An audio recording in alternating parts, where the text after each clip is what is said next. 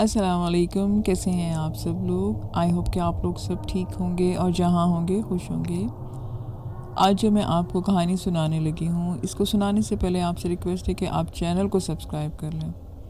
اگر آپ کو میری سٹوریز اچھی لگتی ہیں تو کمنٹس میں آ کے مجھے ضرور بتائیے گا۔ یہ کہانی میری ایک دوست نے سینڈ کی ہے۔ یہ تقریباً 40 سال پہلے کی بات ہے۔ راولپنڈی کے قریب ہائی وے پر ایک چھوٹا سا ہوٹل ہوا کرتا تھا، جہاں پر زیادہ تر ڈرائیور حضرات کھانا کھاتے تھے، اور جب کبھی کوئی بس گاڑی کچھ دیر رکتی تو مسافر وغیرہ بھی چائے پی لیا کرتے۔ ایک دن موسم بہت خراب تھا اور دسمبر کا مہینہ تھا، بہت زیادہ ٹھنڈ تھی۔ میں اور میرے 2 ملازم ہوٹل میں بیٹھے انگیٹھی سیک رہے تھے۔ رات کے 10 بجے کا وقت تھا کہ ایک ویگن آ کر رکی۔ اس میں زیادہ تر مسافر سوار نہیں تھے، مطلب وہ کچا کچ بھری ہوئی نہیں تھی، کوئی 10-12 ہی مسافر ہوں گے۔ وہ رکی اور سردی تھی۔ ڈرائیور آیا اور دودھ پتی کا بولا۔ میں نے سب مسافروں کے لیے دودھ پتی بنائی۔ میں نے دیکھا کہ ہوٹل کے اندر جتنے بھی مسافر لوگ تھے، ان کے چہرے بالکل سپاٹ تھے۔ ان میں 2 عورتیں تھیں اور ایک عورت نے ایک بچہ بھی اٹھا رکھا تھا۔ وہ بچہ بالکل خاموش سا تھا۔ سب نے چائے پی اور بل ادا کیا اور پھر وہ چلے گئے۔ ان کے جانے کے بعد میں نے نوٹس کیا کہ میرا ملازم کچھ خاموش سا تھا۔ میرے پوچھنے پر وہ بولا کہ آپ نے کچھ نوٹ کیا؟ میں نے کہا کہ کیا بات؟ پھر وہ کہنے لگا کہ یہ جو 6 مسافر تھے ان کے کپڑوں پر دھبے لگے ہوئے تھے۔ کیونکہ لائٹ بھی کم تھی تو میں صحیح نہیں دیکھ پایا، مگر جب وہ جانے لگے تو ان میں سے چھوٹے بچے نے مجھے ہاتھ دکھایا جو کہ سرخ رنگ سے سٹا ہوا تھا۔ میں نے اسے ڈانٹا کہ بکواس مت کرو، اپنے کام سے کام رکھو اور برتن جا کر دو، مگر وہ بالکل خاموش لوگ تھے۔ یہ بات تو میں نے بھی محسوس کی تھی۔ خیر، رات کو سارا کام کر کے میں 12 بجے کے قریب اپنے گھر واپس موٹر سائیکل پر آ گیا۔ میرا گھر میرے ہوٹل سے 20 کلومیٹر ہی تھا، جبکہ دونوں لڑکے وہیں سو جایا کرتے تھے۔ میں گھر آ کر سو گیا۔ صبح اٹھا تو ناشتے کے بعد ہوٹل جانے لگا۔ میں نے اخبار دیکھا۔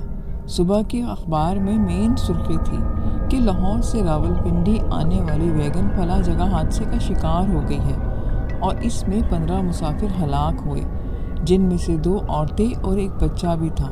حادثے کا وقت 5 بجے کا لکھا تھا۔ اوپر تصویریں بھی تھیں اور مرنے والوں کی، جن میں ان عورتوں کی بھی تھی اور ان کے ڈرائیور اور بچے کی بھی تھی۔ میں ہکا بکا رہ گیا تھا کہ اگر حادثہ 5 بجے ہوا تو رات 10 بجے وہ کیسے میرے ہوٹل میں آئے تھے۔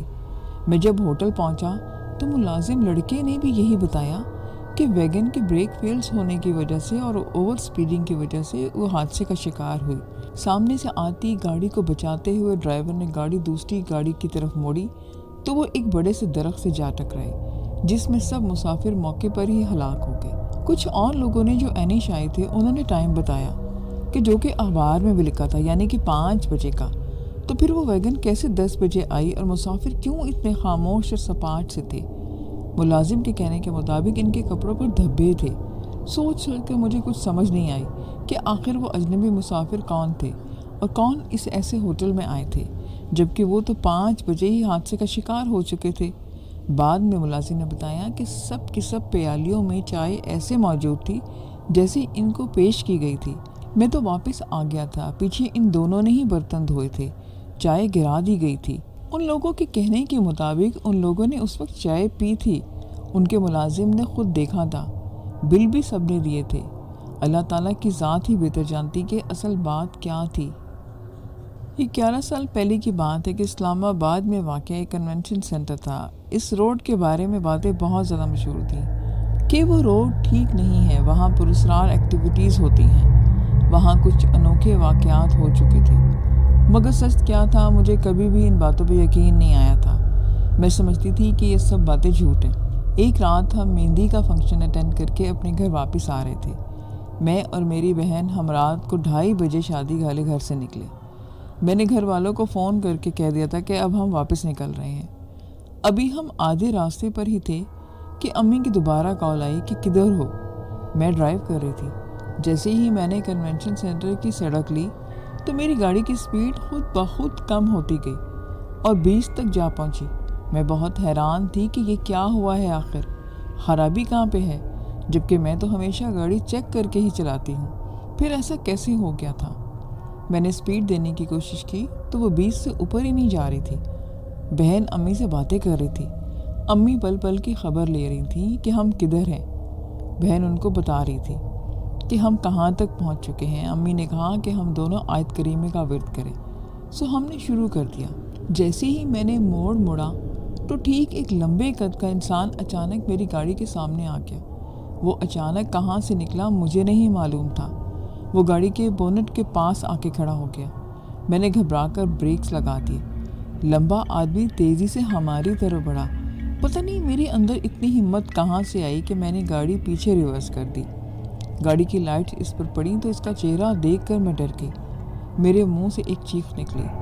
پتہ نہیں وہ ورد کا کمال تھا یا ہماری امی کی دعا کا اثر تھا کہ گاڑی کی سپیڈ نارمل ہو گئی۔ میں نے ریورس گیئر میں ڈال دی لیکن پھر زور سے آگے کی جانب گاڑی دوڑا دی۔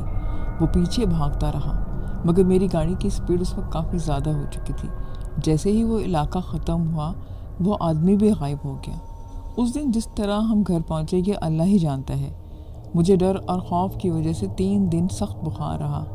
امی نے اس دن کے بعد پھر کبھی مجھے ایسے باہر نہیں جانے دیا اور نہ ہی میں نے کبھی اس سائٹ پر کبھی رات کو دوبارہ گئی۔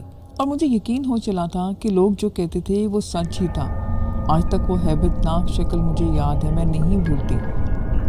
اگلی کہانی مجھے میری دوست نے ہی سنائی، یہ سوچا کہ آپ کے ساتھ شیئر کرتی ہوں۔ کہانی آپ اس کی زبانی سنیں۔ یہ ان دنوں کی بات ہے جب ہم نے کراچی میں بھی سیٹ ہی ہوئے تھے۔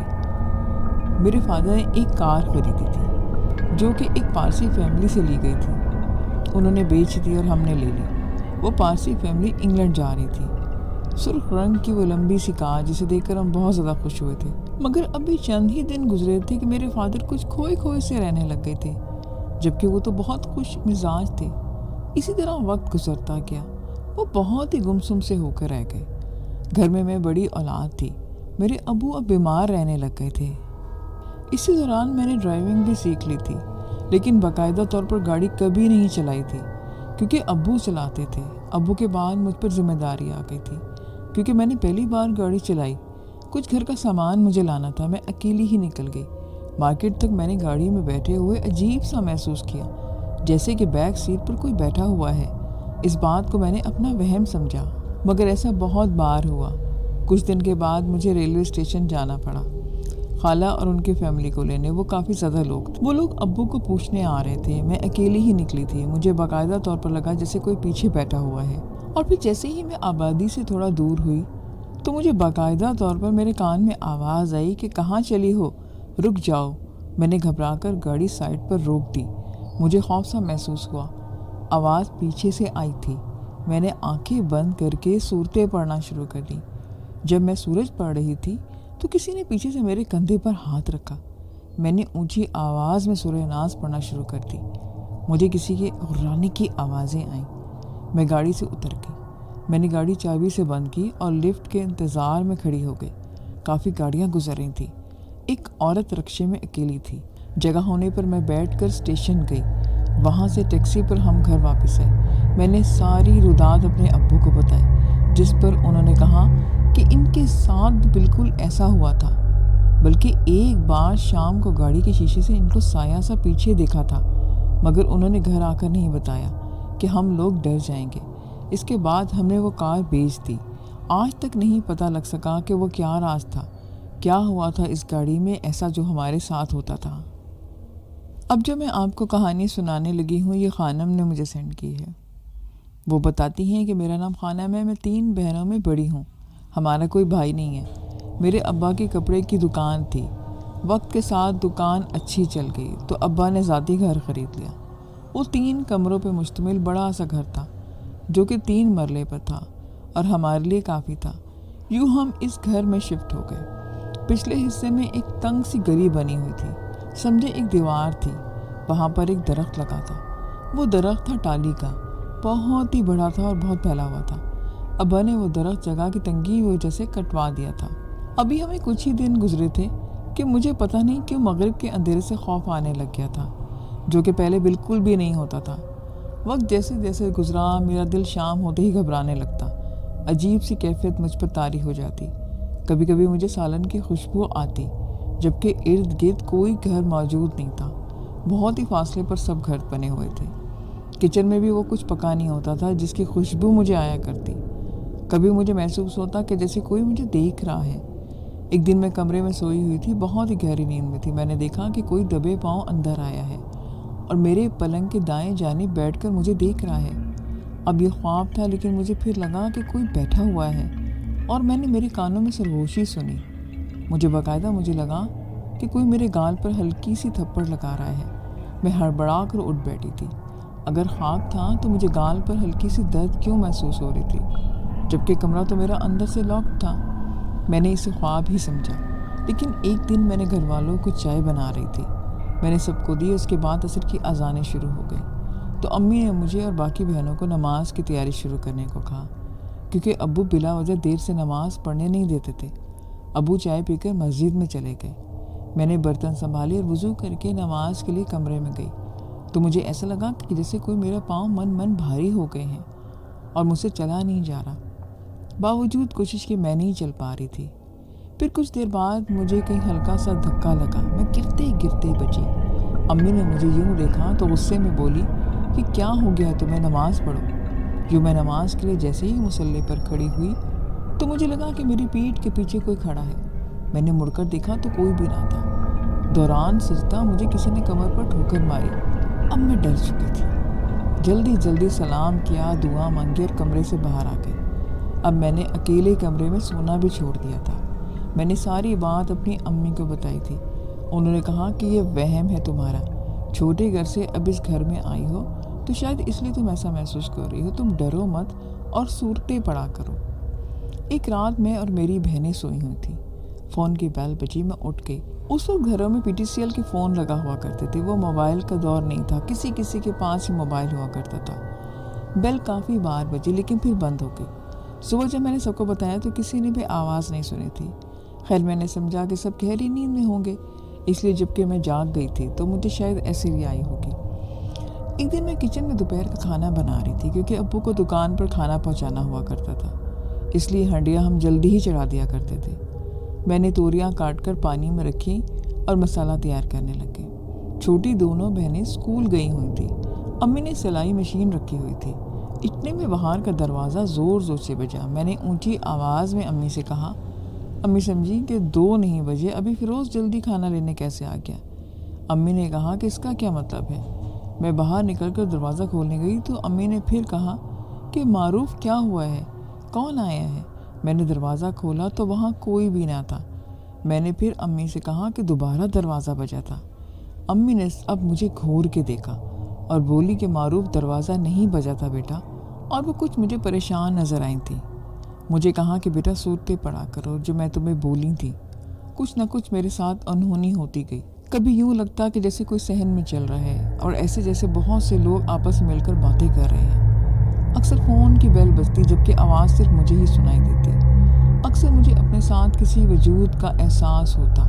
मैंने बहुत घर वालों को बताया लेकिन किसी ने भी इस बात पर यकीन नहीं किया। सब ने मेरा वहम ही समझा और अम्मी ने तो इसका हल मेरी शादी रखा। यूँ ख़ानदान से काफ़ी रिश्ते आने लगे, लेकिन जब भी मुझे कोई देखने के लिए आता या तो मैं बुरी तरह से गिरती या मुझे बहुत तेज़ बुखार हो जाता। यूँ ही सिलसिला चलता गया और एक दिन मैं नहाकर बाल सुखाने सहन में बैठी थी। सब घर वाले भी वहीं थे।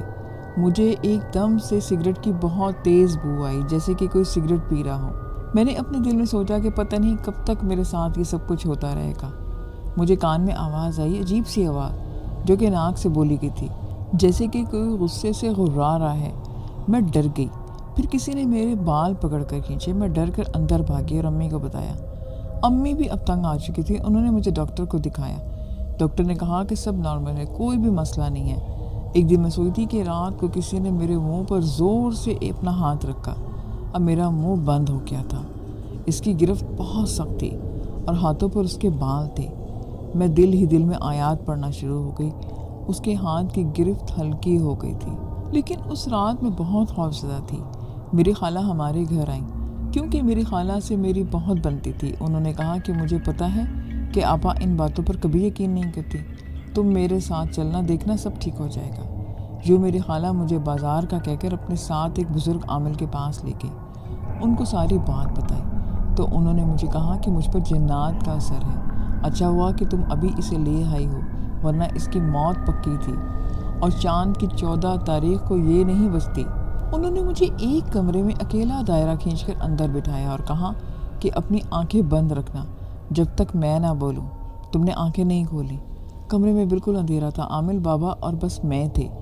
وہ کچھ پڑھ رہے تھے۔ مجھے عجیب عجیب سی آوازیں سنائی دے رہی تھی، جیسے بہت سارے لوگ جمع ہوں اور میرے ارد گرد ہوں۔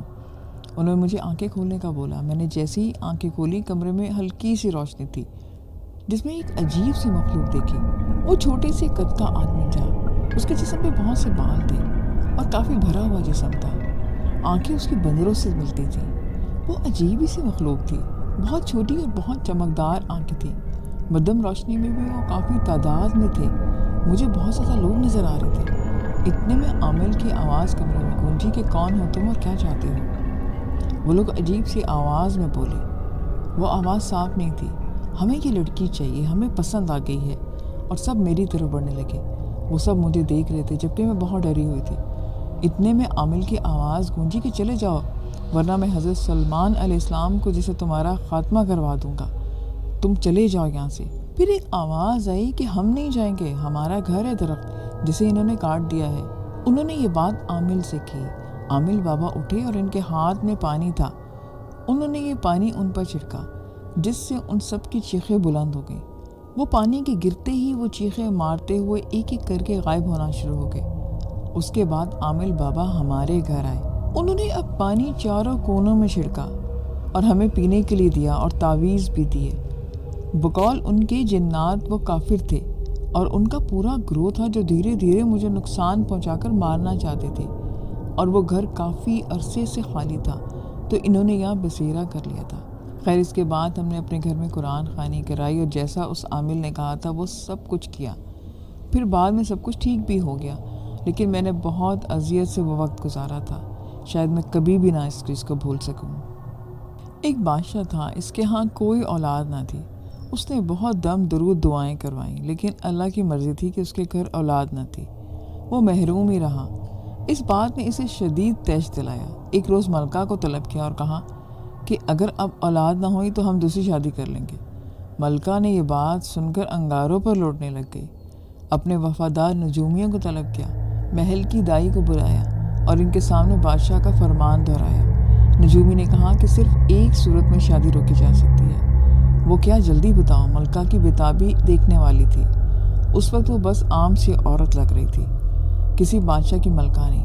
ہم بادشاہ سلامت سے کہیں گے کہ ملکہ امید سے ہے، لیکن وہ اپنے شہزادے کو اس کی جوانی تک اور شادی ہونے تک نہیں دیکھ سکیں گے۔ اگر دیکھا تو شہزادہ مر جائے گا، لیکن یہ جھوٹ ہوگا اور اتنی بڑی بات کیوں کر چھپائی جا سکے گی؟ ملکہ نے سب سے کہا۔ 24 سال بعد اگر بادشاہ سلامت زندہ رہے تو آپ کی محبت ان کے دل میں گھر کر چکی ہوگی اور اس عمر میں دوسری شادی کا خیال نہیں آئے گا۔ باقی اللہ کا ساز ہے، آپ کو بس 9 مہینے الگ رہنا ہوگا۔ آخر ملکہ رضامند ہو گئی۔ کچھ دن بعد بادشاہ کو خوشخبری سنا دی گئی، ساتھ ہی بندش بھی۔ بادشاہ بے انتہا خوش تھا، اتنا کہ اس نے یہ جدائی بھی گوارا کر لی۔ آخر ایک دن وہ جواں بیٹے کو دیکھ کر آنکھیں ٹھنڈی کر سکے گا۔ اسی طرح دن گن گن کر وہ کاٹنے لگا۔ ملکہ کو تہہ خانے میں بھیج دیا گیا۔ تمام تر فیسلٹیز اس کے ساتھ تھیں۔ 9 ماہ کے بعد بادشاہ سلامت کو بیٹے کی خوشخبری سنائی گئی۔ بادشاہ نے 7 روز جشن کا اعلان کیا۔ عام رعایا میں اشرفیاں اور مٹھائیاں تقسیم کر گئیں۔ دن پہ دن گزرتا گیا۔ بادشاہ انتظار کرتا رہا اور ملکہ حکومت کرتی رہی۔ آخر 24 سال مکمل ہوئے۔ بادشاہ نے کسی دوسرے ملک کے بادشاہ کی شہزادی سے رشتہ بھی پکا کر دیا۔ بادشاہ شہزادے کے نکاح کے بعد اسے دیکھ سکتا تھا، تو شہزادے کو پالکی میں بٹھایا اور خالی پالکی محل سے نکل پڑی۔ کہاروں نے پالکی کندھوں پر اٹھائی ہوئی تھی۔ وہ منزل پہ منزل طے ہونے لگ گئی۔ ایک جگہ بارات کے قافلے پر پڑاؤ ڈالا گیا۔ ملکہ اور دائی آپس میں باتیں کر کے رو رہی تھیں کہ جب پالکی کی حقیقت کھلے گی تو ان کے ساتھ جانے کیا سلوک ہوگا۔ دونوں رو رو کر اللہ سے مدد مانگنے لگی، فریاد کرنے لگی۔ اللہ کا کرنا ایسا ہوا کہ جس جگہ وہ بیٹھی باتیں کر رہی تھیں، ایک ناگ اور ناگر بھی اس کے راستے میں درخت کی کھو میں بیٹھے ہوئے تھے اور ان کی باتیں سن رہے تھے۔ وہ 100 سال سے بڑھ چکے تھے اور انسانی روپ دھار سکتے تھے۔ تو ناگ نے اپنی ناگن سے کہا کہ کیسی بے بس عورتیں ہیں، ہمیں ان کی مدد کرنا چاہیے اور جب خطرہ ٹل جائے تو ہم واپس آ جائیں گے۔ ناگر نے بات مان لی اور جب دوسرے ملک پہنچے تو شادیانوں کی گونج میں پالکی جب کھولی گئی تو اس میں ایک بہت ہی خوبصورت شہزادہ موجود تھا۔ بادشاہ نے جیسے ہی بیٹے کی صورت دیکھی اس سے لپٹ گیا۔ ملکہ اور دائی حیران پریشان آنسو بہانے لگی اور رب کا شکر گزار ہوں، ان کے رب نے معجزہ کر دیا تھا اور ان کی مدد کی تھی۔ دلہن ساتھ جا کر کئی منزلیں طے کرتے وطن واپس آ گئی۔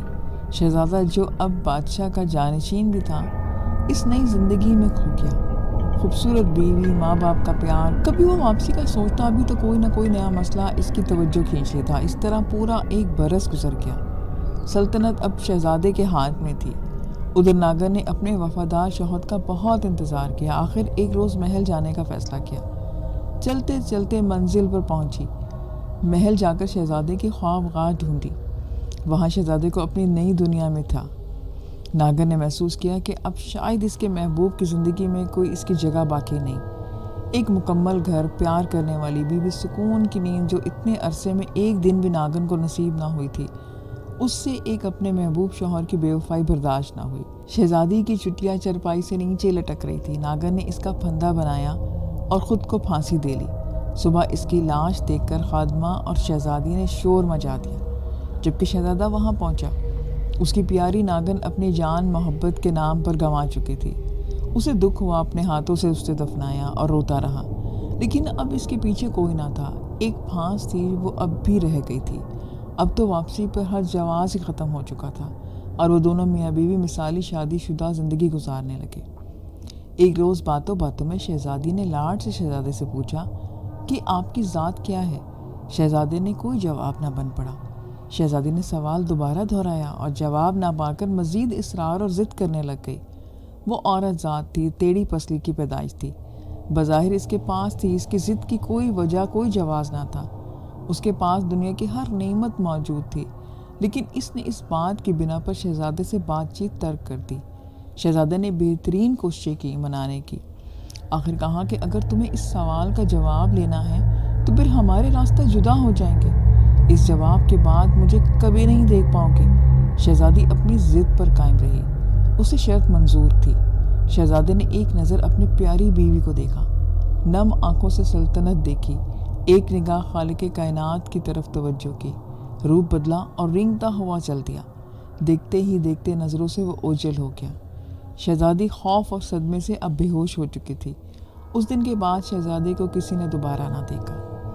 لسن، یہ آج کی سٹوریز تھیں۔ آئی ہوپ کہ آپ کو اچھی لگی ہوں گی۔ مجھے اپنا فیڈ بیک ضرور دیں۔ پھر نیکسٹ ویڈیو میں نیو سٹوریز کے ساتھ ملیں گے۔ اپنا خیال رکھیے گا۔ خدا حافظ۔